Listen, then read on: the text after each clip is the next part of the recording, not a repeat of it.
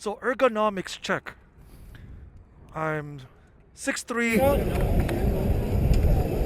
I'm 6'3". Did somebody assign you to that bike? Oh yeah, he did. Okay, take 2. Okay, ergonomics check. I'm 6'3", 220, take 4. I'm 6'3", 200, take, oh, whatever. Okay, ergonomics check. I'm 6'3", 200 to 200. I'm getting excited. I'm 6'3", no. After five.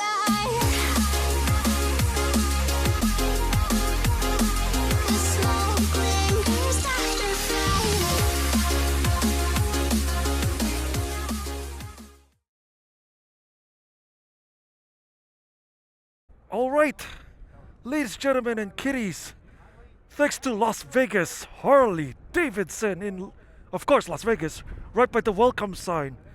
And today, I will be taste testing the Harley-Davidson Pan America Standard Edition. Standard Edition.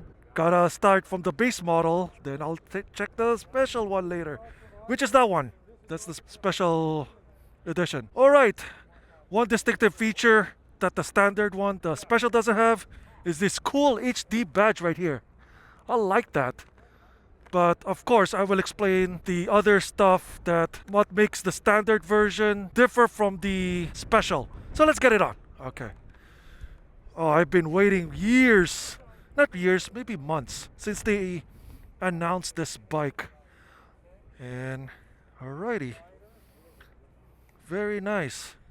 Since they already turned it on for me, so there's no ceremony in here like that. And let's put it up. Wow. Right now, I'm currently on a high seat position. So right now, my heel is kind of elevated this part. And then we remove the rear seats. Okay. There's 2 settings here. All right, and they correspond to this notch. Oh, okay. So we'll just set it in the high, and it rests just like that. Okay, before we start, ergonomics check. I'm 6'3", 200 to 220 pounds, with a 35-inch overall inseam and a size 13 foot. Right now, I'm on the high seat position. The adjustable seat heights are standard on both models, so I'm on the high position. So right now, my legs are not obstructing the foot pegs, but my foot is a little bit elevated right now because I'm on the high seat position. So let's start it up. All right. Oh boy, that's Harley all right. And this one has an adjustable windshield. There you go. Let's put it to low position.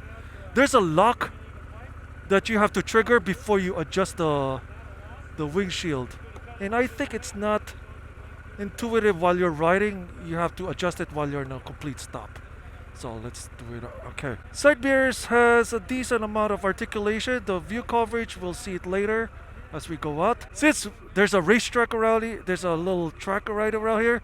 Let me just try some low speed maneuverability as I try to get used with the bike. And right now, they set it up at rain mode at the moment before I leave the lot. Then when I leave the lot, I'll change the modes and whatever, blah, yada, yada, yada. Okay, let's get it on for the Pan America Standard Edition. Alrighty. Let's get a feel with the bike.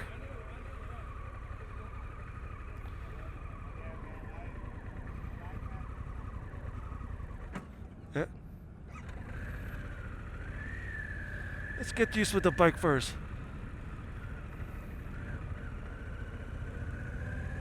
Okay.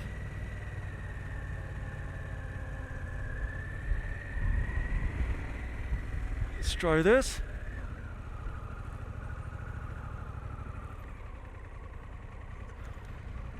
Okay, that's the slow maneuverability very well. Alright, let's leave Las Vegas Harley-Davidson. Good thing it's a guided self-route. So you don't have a guide. You basically do this on your own at some degree. And can't wait. I've been waiting months to ride this bike. So far it's very flickable for large adventure touring bike.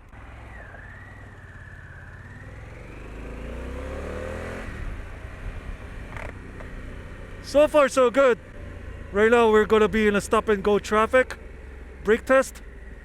Rear brakes is a little mushy, but easy to modulate. Low speed maneuverability is pretty good too. The raid mode is limited to 100 horsepower. Both bikes have that same feature with the ride modes. And this one has a fully manual Showa manual adjustable suspension, so you can adjust the dampening and yada yada yada, like those technical stuff.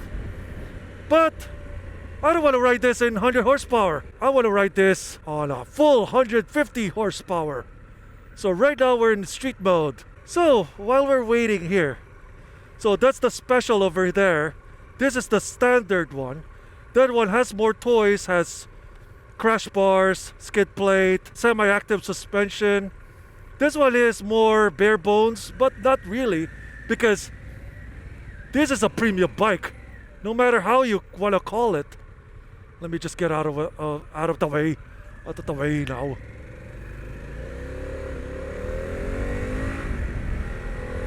The torque is very nice.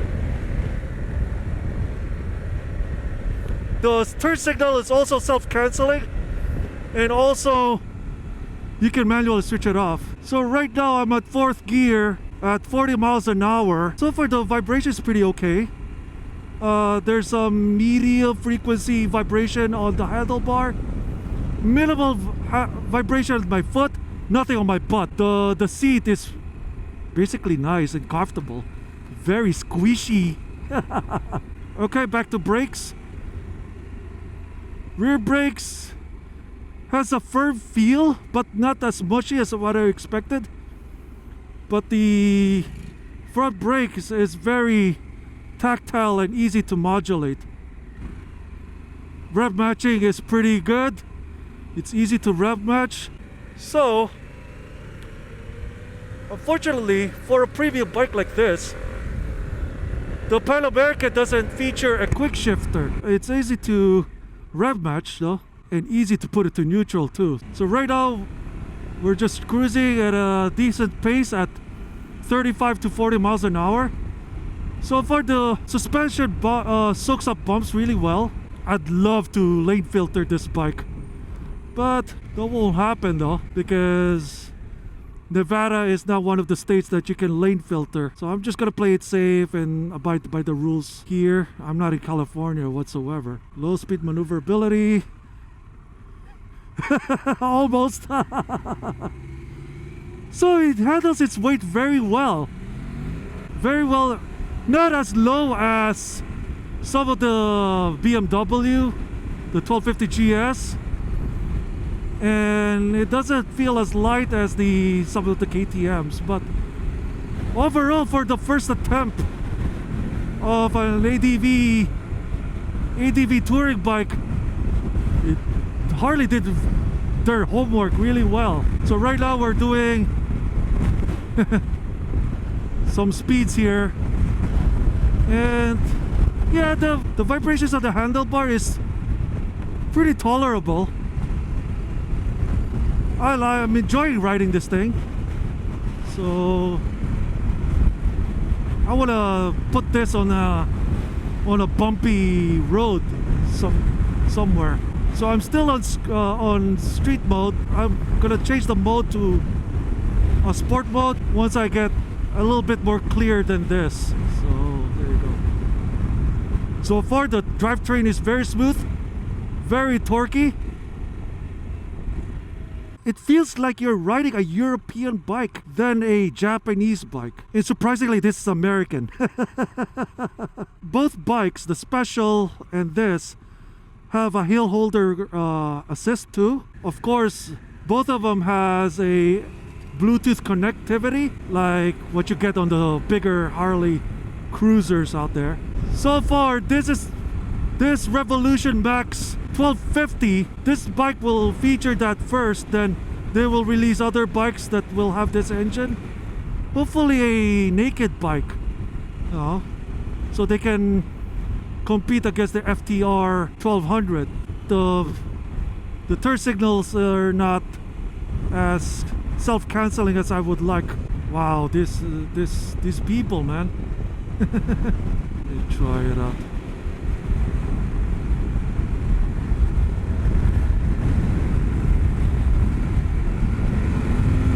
What? I'll slow down. I have to slow down. I'm in the wrong street for this. Take it easy. Take it easy. So far, the side mirror has a very good, decent coverage. As what I said earlier, it has a decent articulation. So far, the throttle doesn't have that jerky on and off feel. Oh man, look at the traffic. I think I will test its lane filter ability. Or should I be a good boy? Should I be a good boy? Yeah, I'll be a good boy. Right now I'm using my regular sneaker skater shoe right here. A rubber shoe. I'm not using my usual riding shoe. And there's heat emanating around my right ankle. Just to let you guys know. So in case if you're riding, if you don't feel like riding, want to wear a riding shoe, that's a good indication that you need to wear a riding shoe on this bike, because the heat on my right foot is significant at some degree. But the good thing is the clutch selector is very mechanical. You don't have to pound it. That's what I said. It feels European at some degree. The clutch resistance is very let me see, light. For a Harley, that's defies convention for a Harley to have a light clutch. I want to test this on a rougher road surface. I'm just want to test its low speed and rough road ability. I know that this part is like a rough road right here. There you go. I want to test it. Oh, very well dampened. Oh, oh yeah. Ooh, oh. It's very well dampened. It's very plush, actually. It's very plush. Well, it's as expected as a big adventure touring bike. Yep, the bump soaks up very well on this one. I'm not gonna touch any of the other modes. It has cruise control, both models have, and everything. Has all the toys as you expect on a big adventure touring bike. Let me test adjusting the windscreen while moving. Let's see how easy it is to adjust the windscreen, because the GS has that down packed. Okay, adjust it. Okay, pretty okay. I'm gonna go full all-out throttle mode once we turn left on this, turn right on this street right here. And this is the perfect time for me to go to sport mode. S. S. The clutch release is right around 75 to 80% before full release, and both levers, the front brake and the clutch lever, are adjustable, so that's good. So let's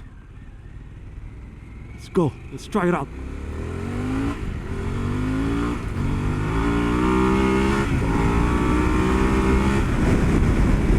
Wow!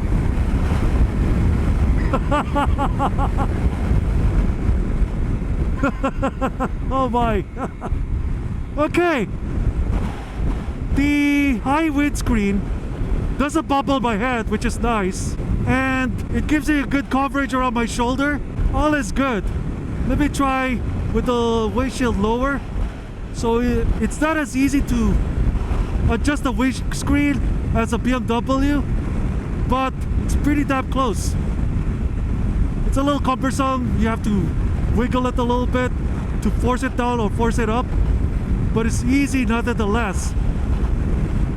I like to use the lower setting if I'm on the street right now, like on this side of the freeway here. But on touring, like you go into the highways or freeways, the higher can do its job. It's not bubbling my head, which is nice. Some windscreens bubble my head at some degree. So of course, rain mode has a slower throttle response, while street has just right about good throttle response, and sport of course very instantaneous. And of course The street and sport they're in full power mode, like they're both at 150 horsepower, while rain mode is strictly at 100 horsepower. So if you're starting off with this bike, you can go rain mode and be happy with it, you know. And there's also an off-road mode, but they disabled it on their demo units, so I'm not gonna touch that anyway since we're not going off-road. Let's go some full acceleration on this one. See how it sounds.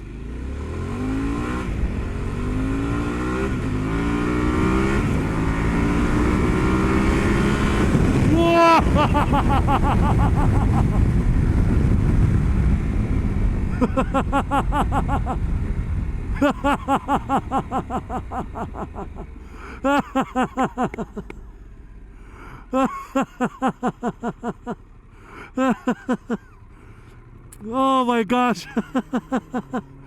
Okay, any large displacement bikes will do this to you. One thing niggle that I found on this particular unit, for some reason, I keep hitting the turn signal. I keep hitting the right turn signal for some reason.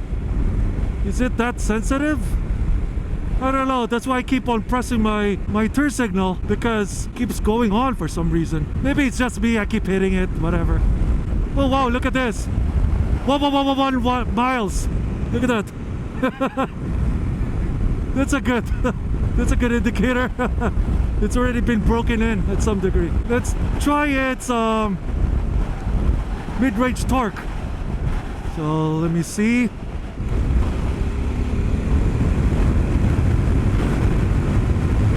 Yep.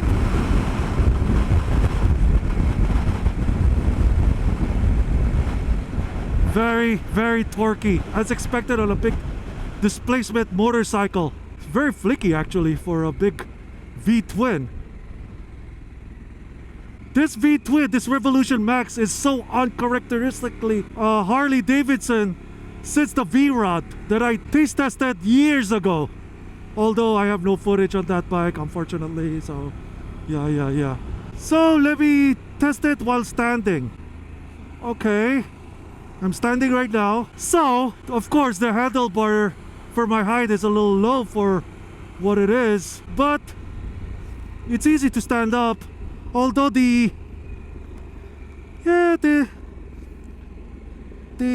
tank is narrow enough for you to be comfortable with it. So that's good too, as we're inching back to Las Vegas Harley-Davidson. I'm gonna do some more low speed test a little bit before putting it into a complete stop. So let me go back to rain mode. So let me open my visor up and let's test its slow speed maneuverability before returning this bike. It's very confidence inspiring on slow speeds. See, let's try it out.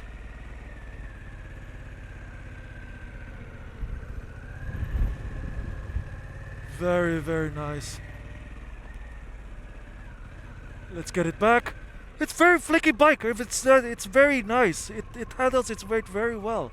Let me just put it here. There you go. As you can see, there's different riding modes and everything. Your phone can be connected to it. The time, the range, the whatever. I'm not gonna. At least it has a coolant temp and voltmeter, but it's kind of tiny though. But it's okay. You can configure it out, whatever. So neutral. Oh, there you go. There's a right turn signal again. Okay, let's turn it off. Go. Off, and then yeah, there now it's off. And then the kickstand is kind of hard to find. It's right here. There you go. Just like any Harleys, most of the engagement points on the kickstands are in front of the gear selector. Oh, it leans a little bit much. Alright, just like any tall adventure bike, you get off from the pegs. So another difference between the special and the standard, the brake lever on the special is adjustable. Yeah, it's adjustable. While the standard is standard fare, steel, rear brake lever. So there's the overview view of the both bikes. This one has a standard exhaust. I like to try that with a Screaming Eagle exhaust slip-on over there. As you can see, the difference between the two. This one's ready to play. This is ready to tour. As you can see, the tires right there. I think they're 19-inch, right?